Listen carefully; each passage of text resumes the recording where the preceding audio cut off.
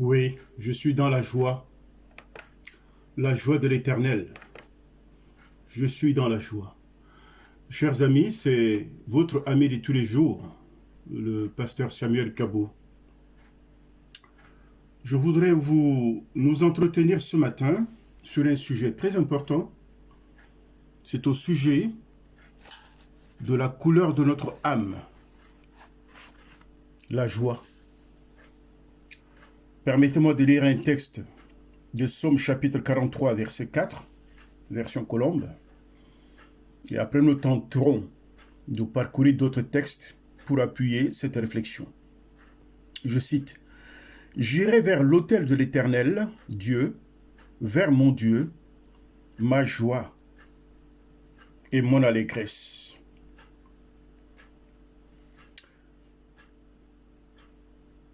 Les sentiments de déprime, voire de désespoir, constituent des puissantes forces négatives qui s'emploient à s'emparer de notre âme, de notre cœur.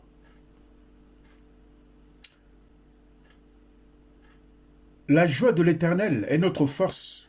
C'est ce que disait Néhémie dans Néhémie chapitre 8, verset 10. Parce qu'il savait très bien que sans la force provenant de la joie, le peuple de Dieu ne peut pas avoir la force d'aller beaucoup plus loin. Savez-vous qu'il existe un rapport direct entre votre joie d'une part et votre force spirituelle et émotionnelle de l'autre? Nous avons pu examiner dans les fruits de l'esprit qu'il y a un triptyque. L'amour, la paix et la joie, c'est les fruits de l'esprit qui nous relient à Dieu. C'est pour dire que l'origine de la joie, elle est divine. La Bible a dit que le royaume de Dieu ne consiste pas simplement au boire et au manger, parce qu'il y a des gens qui éprouvent de la joie artificielle au travers le boire et le manger. Mais la joie qui vient du royaume de Dieu consiste en la justice, en la paix et en la joie par le Saint-Esprit. Voilà l'origine. La joie de l'Éternel est liée à sa justice. Il est lié à Dieu.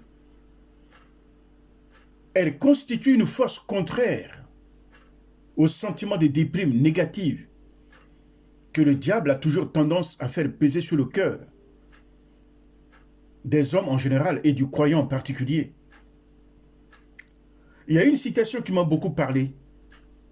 C'est de la part de Ernest Juncker. Il y en a deux. Je le cite. Il dit qu'il est des temps de décadence. Et nous y sommes. Où s'efface la forme à laquelle notre vie profonde doit s'accomplir.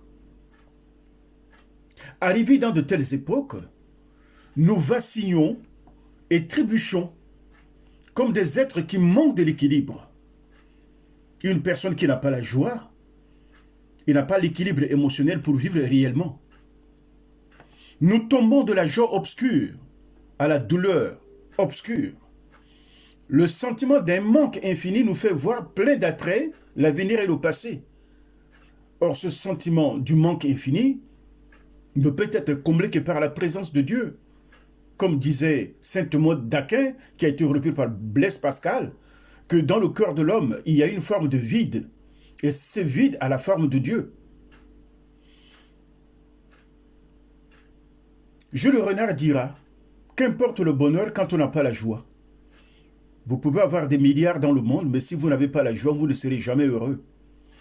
C'est dire que vous pouvez ne pas avoir de l'argent, mais si vous avez la joie du Seigneur, vous avez tout. L'argent n'est qu'une invention humaine.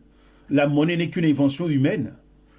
Si l'argent était très important, Dieu ne dira pas dans Ésaïe chapitre 55, « Venez à moi, vous qui n'avez pas d'argent, venez acheter à manger. » Donc nous voyons que la joie de l'Éternel, elle est liée à la foi. Et la foi, c'est la force pour obtenir l'invisible. C'est la force qui nous permet de faire entrer dans le monde, l'univers de Dieu, pour pouvoir nous emparer ou pour pouvoir prendre possession de l'héritage que Dieu nous a donné. La joie. Notre force est ancrée dans la grâce de Dieu, dans la joie qui est rattachée à notre salut. Et il y a une personne qui a vécu la joie du Seigneur. Il l'a expérimenté. Et il peut nous le dire. C'est David. Suivons sa trace. David a deux choses concernant la joie. D'abord, il n'y a une seule source de joie. Dieu lui-même. Ensuite, il n'y a qu'un seul endroit où nous pouvons puiser à cette source. L'autel de Dieu. Et nous devons livrer notre cœur au Seigneur. Notre joie s'en va parce que notre cœur est partagé entre les choses de ce monde, entre les soucis. Mais si notre cœur est entièrement donné à Dieu, s'appuyant sur Dieu, il n'y a pas de place à l'ombre de l'inquiétude. La présence de la joie du Seigneur chasse l'ombre de l'inquiétude et de la déprime.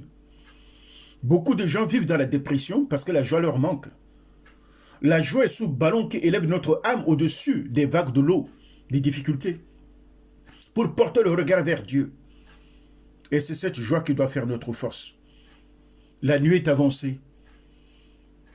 Le jour s'approche. Les puissances des ténèbres envahissent le monde et tentent d'envahir notre cœur. Et il doit, de ces ombres-là, pointer une puissance qui est celle de la joie du Seigneur. Et nous devons la rechercher auprès de Dieu, qui donne la suffisance. Sans demander des comptes, simplement, il recherche en nous la foi. La différence est grande entre la joie et le bonheur. La joie est du domaine de l'esprit, alors que le bonheur appartient au domaine de l'âme. Le bonheur est en rapport avec nos émotions, nos sentiments, nos circonstances. Quand tout va bien, nous sommes heureux. Quand les choses vont mal, nous sommes malheureux. Quand nous mangeons et nous sommes rassasiés, on est heureux, comme en Afrique. Mais quand on n'a rien dans le ventre, on devient malheureux, prêt à maudire le monde. Mais ce n'est pas la joie de l'âme qui est la chose la plus importante, le bonheur de l'âme, mais c'est la joie de l'esprit qui nous vient de Dieu. Parce que souvent, il y a une confusion entre l'âme et l'esprit. Mais les deux vont de pair. La Bible appelle cela le cœur. Lorsque l'esprit est rempli de la joie, l'âme aussi est subordonnée à cette joie. Et elle est heureuse. Nous pouvons avoir le bonheur de l'âme, mais sans avoir la joie de l'esprit. En revanche, lorsque nous avons la joie de l'esprit, nous avons le bonheur de l'âme et du corps également. Voyez-vous? La joie, elle ne dépend pas de nos sentiments ni de circonstances. Elle ne dépend pas de nos conditions physiques. Elle se trouve dans notre esprit. Il y avait un frère de l'Europe de l'Est qui s'appelle Yukovic, j'ai oublié son nom, mais qui n'a ni bras ni jambes. Mais cet homme-là dégage de la joie, malgré ses infirmités. Il a dit que Dieu lui a permis d'être dans un tel état pour annoncer l'évangile. Où as-tu laissé fuir ta joie pour que tu sois toujours dans la déprime, mon frère? Où as-tu laissé filer ta joie pour que tu sois toujours à te plaindre, ma sœur? Recherche la joie du Seigneur. Demande-lui de le déverser au fond de ton cœur. Alors, comme un ballon, tu surmonteras toutes les vagues de difficultés qui tentent de t'engloutir. La joie de l'Éternel. Dieu, il est éternel, il ne change pas. Il n'est pas affecté par la situation. Voilà pourquoi quand la joie vient de lui, cette joie ne dépend pas des circonstances. Mais la joie de Dieu ne peut être libérée que sur l'autel. C'est-à-dire que tu aurais donné tout ton cœur à Dieu. L'autel, A-U-T-E-L. Je livre mon corps en sacrifice. Et c'est lorsque mon corps entier, mon être entier, livre en sacrifice à Dieu, que je peux avoir la possibilité d'éprouver cette joie qui vient du ciel. Nous devons nous décider, chers amis, d'aller vers Dieu comme David, vers l'autel de Dieu comme David, le lieu de sacrifice, le lieu de l'engagement, le lieu de la consécration, ce lieu où nous nous soumettons sans réserve à Dieu. Alors, ce n'est qu'à ce titre que nous pouvons trouver la joie, une joie constante, une joie inaltérable, parce qu'elle aurait pris sa source dans le sein de Dieu, qu'elle viendra du ciel. Soyez bénis, recherchez cette joie par la grâce du Seigneur, demandez-lui dans la prière, et Dieu le fera. Sur ton autel, Seigneur, nous déposons nos vies sans réserve. Alors libère en nous cette joie qui vient du ciel, qui sera le carburant de notre âme dans ces temps de ténèbres où les sujets d'inquiétude sont nombreux. Sois béni, Seigneur, et sois béni toi qui m'écoutes. Que la grâce de Dieu repose sur toi et que la joie de l'Éternel soit ta force. Au nom de Jésus. Amen.